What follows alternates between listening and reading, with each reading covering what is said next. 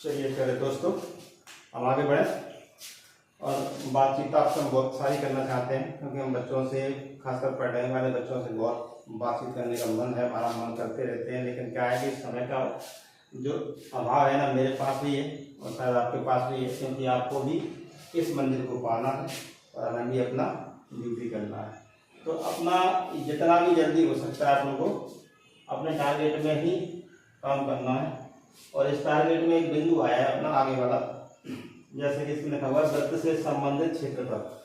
तो वृत्त से संबंधित क्षेत्रफल या वृत्त से संबंधित जानकारी अपन पहले पढ़ चुके हैं, बहुत सारी बातें हैं। वृत्त में एक पृष्ठ पर गोल आकृति, उसको वृत्त कहते हैं, अपन सामान्य परिभाषा को लिख सकते हैं। उसके बाद उसका जो मध्य बिंदु होता है वहां से किनारे तक की दूरी, अभी यहाँ पॉइंट लिखे हुए हैं, ये मेन पॉइंट है। अपने सामान्य जानकारी बताना चाहते हैं। एक वृत्त की त्रिज्या होती है, वृत्त का व्यास होता है, दूसरा वृत्त की परिधि होती है, तीसरा वृत्त का क्षेत्रफल होता है, चौथा त्रिज्या खंड होता है और त्रिज्या खंड में उसका क्षेत्रफल होता है और उसी से संबंधित चाप की लंबाई। ये सब कुछ अपन को पढ़ना है सही से, अच्छे से, कहीं से भी कैसा भी कुछ क्वेश्चन आ सकता है। पहला पॉइंट अपन पकड़ते हैं, वृत्त क्या है? वृत्त ये किसी पृष्ठ पर गोलाकार आकृति, वो है वृत्त। अपन ऐसे नहीं कह सकते कि एक गोलाकार आकृति, नहीं, किसी पृष्ठ पर उसको वृत्त कहेंगे। वैसे तो गोलाकार आकृति अपनी बॉल भी होती है, तो बॉल ये वृत्त नहीं होता है, बॉल तो होती है गोला माने स्फीयर। तो यहाँ पे अपन कहेंगे किसी पृष्ठ पर गोल आकृति को हम वृत्त कहते हैं। इसका जो मध्य बिंदु है, मध्य बिंदु से जो किनारे तक की दूरी होती है उसको अपन बोलते हैं त्रिज्या। सामान्य रूप से सबको जानकारी होगी।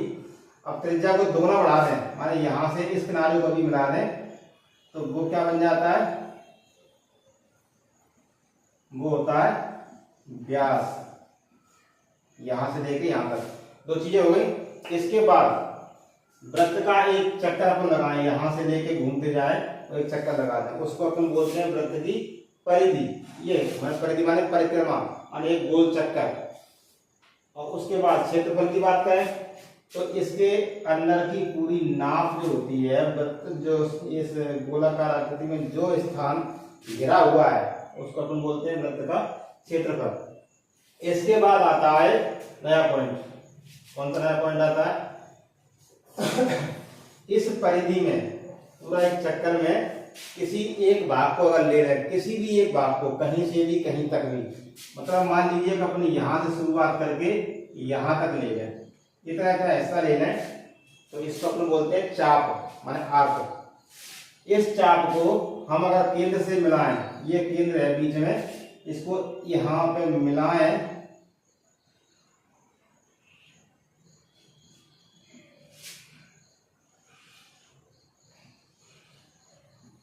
इस प्रकार से अगर मिला दिया तो जो बीच में केंद्र पर कोण बन रहा है एक, इसको अपना अगर थीटा मान लें, ये अपना यहां से लेकर और यहां तक ये चाप है, इसको अपन बोलते हैं त्रिज्या खंड। ये पूरा यहां से यहां तक जो घिरा हुआ भाग है ये त्रिज्या खंड है।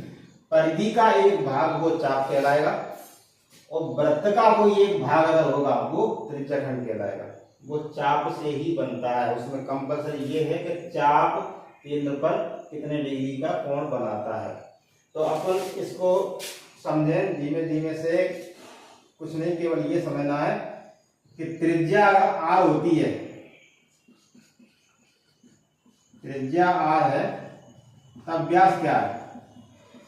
2r माने त्रिज्या का दोगुना। अब आते हैं परिधि पर। परिधि क्या होगी? इसमें एक ग्रीक अक्षर लगता है पाई, माने 2πr होती है। इसका सूत्र है जो गणितज्ञों ने बना दिया है अपने लिए। त्रिज्या का यहाँ मान रखना है तो पूरा एक चक्कर की वैल्यू मालूम पड़ जाती है अपन को। उसके बाद होता है क्षेत्रफल। क्षेत्रफल क्या होता है? πr²। ठीक है। इसके बाद में अपन आते हैं त्रिज्या खंड, जो अपन बता चुके हैं। त्रिज्या खंड में आए, त्रिज्या खंड का इतने इतने में हिस्से का क्षेत्रफल क्या होगा, तो उसके लिए अपन क्या आते हैं, माने इस पे 5वें वाले पे, त्रिज्या खंड का क्षेत्रफल वो क्या होगा? इसमें जो कोण बनता है केंद्र पर उसके बटे में 360 इंटू में वृत्त का क्षेत्रफल, वृत्त के क्षेत्रफल का थीटा बटे 360 गुना ही क्या कहलाता है, त्रिज्या खंड कहलाता है। और अपन आगे आए, ये चाप अपने जो बनाया था, चाप जो था मेन चीज, उसकी लंबाई ज्ञात करना है। तो चाप की लंबाई कैसे ज्ञात होगी, उसी टाइप से थीटा बटे 360 गुना ये भी है, लेकिन किससे, माने एक चक्कर से 2 पाई आर। ये जानकारियां हैं अपनी वृत्त से संबंधित, और इसी से संबंधित अपन जितने भी सवाल बन सकते हैं उनको कोशिश करो। और अगर कोई प्रॉब्लम होती है तो अपन कमेंट भी कर सकते हैं, तो हम ये कंप्लीट करें। वैसे भी हम क्वेश्चन उसी टाइप में कराते हैं कि उसमें सब कुछ छोटी से लेकर बड़ी प्रॉब्लम तक शामिल हो जाए, जिससे कम से कम हमें क्वेश्चन करना पड़े, क्योंकि मेरे पास टाइम का थोड़ा सा अभाव रहता है। तो इन चीजों को पहले कंप्लीट करो, उसके बाद हम क्वेश्चन पे आते हैं। चलिए अब इसी चैप्टर में क्वेश्चन कुछ आएंगे। हम क्वेश्चन में शुरुआती कुछ क्षणों से आगे थोड़ा बढ़ के जा रहे हैं। अपन त्रिज्या दी गई है अपन को, तो क्षेत्रफल ज्ञात कर सकते हैं, सूत्र लगाते हैं क्षेत्रफल ज्ञात हो जाएगा। क्षेत्रफल दिया है, त्रिज्या का मान ज्ञात करना है, तो क्षेत्रफल सूत्र लगा दो, सब मान रख दो, त्रिज्या का मान ज्ञात हो जाएगा। इसी प्रकार से त्रिज्या का मान दिया है तो परिधि का मान ज्ञात कर सकते हैं। अब यहाँ पे जैसे ये क्वेश्चन है, दो वृत्तों की त्रिज्याओं का अनुपात 3:4 है, तो क्षेत्रफलों का अनुपात क्या होगा। तो आप क्या करेंगे, मान लो कि दोनों वृत्तों की त्रिज्या है, अब दो त्रिज्या है तो R1 मान लो और R2 मान लो। अब इनका अनुपात दिया गया है, क्या दिया गया है, R1 अनुपात R2 बराबर 3:4, या अपन इसको ऐसे कह सकते हैं R1 बटे R2 बराबर 3/4। ये अपन को दिया गया है, क्षेत्रफलों का अनुपात ज्ञात करना। तो कैसे होगा, तब क्षेत्रफलों का अनुपात कैसे होगा, माने ऊपर रख दो पहले वाले त्रिभुज के क्षेत्रफल, माने त्रिभुज के क्षेत्रफल का सूत्र जो होता है पाई आर स्क्वायर होता है, तो पहले वाले त्रिभुज वो वृत्त का क्षेत्रफल हो जाएगा पाई R1 स्क्वायर और दूसरे वाले का हो जाएगा पाई R2 स्क्वायर। तो यहाँ अपन को बस ये ध्यान रखना है, पहले वाले का ऊपर रख दो क्षेत्रफल और दूसरे वाले का नीचे रख दो। अब हमें बस केवल क्षेत्रफलों का अनुपात ज्ञात करना है। तो जैसे पाई पाई ऊपर नीचे है, जो अपन गणित में करते हैं वो अपन कर देंगे, पाई से पाई काट देंगे, R1 का भी स्क्वायर है, R2 का भी स्क्वायर है। तो हम ये कर सकते हैं कि R1 और R2 को इकट्ठा करके पूरे पर घात लगा सकते हैं। इसके बाद क्या करेंगे कि जो R1 और R2 का अनुपात में जो मान दिया है उसी को यहाँ पर रख देंगे, कुछ ज्यादा ऐसा नहीं है, बस केवल हमें रिवाइज करना है, सब कुछ आ जाएगा।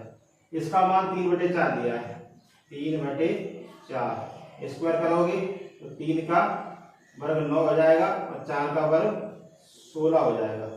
मतलब ये है कि अपन अनुपात निकालेंगे तो 9:16 ये अपना आंसर हो जाएगा। और कहीं भी दिखाई दे यहाँ पे ऑप्शन में तो ऑटोमेटिक मार्क कर देंगे।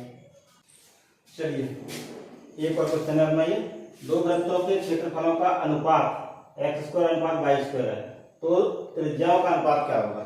उसी से संबंध है, जैसा हमने पिछला बताया था उसका उल्टा है, उसमें त्रिज्या का अनुपात दिया गया था, क्षेत्रफलों का अनुपात ज्ञात करना था। इसमें क्षेत्रफलों का अनुपात दिया गया है, त्रिज्या का अनुपात ज्ञात करना है। इसमें संख्या के रूप में नहीं दिया गया, मतलब काउंटेबल संख्या के रूप में, आपको चरों के रूप में दिया गया। तो सब तरह के क्वेश्चनों को अपने दिमाग में क्लियर करना है और आगे बढ़ना है। तो इसमें क्षेत्रफलों का अनुपात है, संख्या के रूप में भी दिया जा सकता है, कुछ भी दिया जा सकता है। तो यहाँ पे कैसे मालूम होगा ये अपने क्लियर करना है।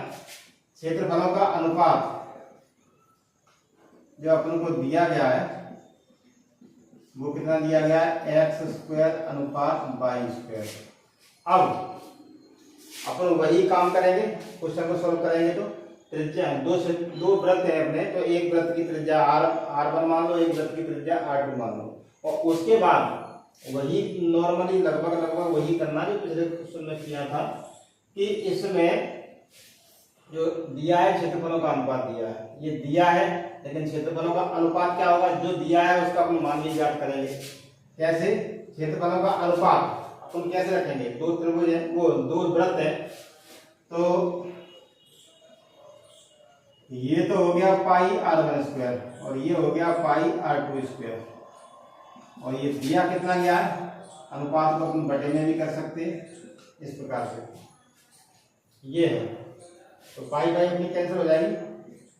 अब r1 और r2 दोनों पे ही स्क्वायर लगा हुआ है, इधर भी लगा हुआ है स्क्वायर, तो यहाँ दोनों को कंबाइन करेंगे, r1 को और r2 को, और स्क्वायर लगाएंगे। यहाँ पे अभी x एंड y को कंबाइन करेंगे और स्क्वायर लगाएंगे। अब त्रिज्याओं का अनुपात ज्ञात करेंगे तो इस यहाँ से घात 2 हटनी चाहिए। r1 बटे r2 का मान आपको ज्ञात करना है। तो बस अपन को कक्षा 8 की कक्षा 7 की बात है, कक्षा 8 की नॉर्मल है कि घात 2 कैसे हटती है या घात 2 कैसे लगती है, इन सब बातों की जानकारी होना चाहिए। घात 2 माने वर्ग होता है, वर्ग कैसे हटता है, वर्गमूल करने से, और वर्गमूल कैसे हटता है, वर्ग करने से। ये दोनों एक दूसरे के एंटी हैं, वर्ग और वर्गमूल। तो अभी यहाँ घात लगी है, इसको तो हटाना है, तभी ये r1 और r2 का अनुपात आएगा। तो इसको हटाना है तो अपन को इसको अकेला इसका वर्गमूल नहीं कर पाएंगे, क्योंकि दोनों पक्ष हैं जो बराबर के रूप में है। तो जो इसका करेंगे वो इसका करेंगे, अपन करेंगे क्या, दोनों पक्षों का वर्गमूल करने पर। तो इसका वर्गमूल किया, घात 2 हट गई, r1 बटे r2, यहाँ भी घात 2 हट जाएगी। जब घात 2 लगी है तो घात 2 हट जाएगी, मतलब ये त्रिज्याओं का अनुपात क्या हुआ, x अनुपात y, ये कहीं मिले उसमें निशान लगा दो, बस आगे बढ़ते रहो।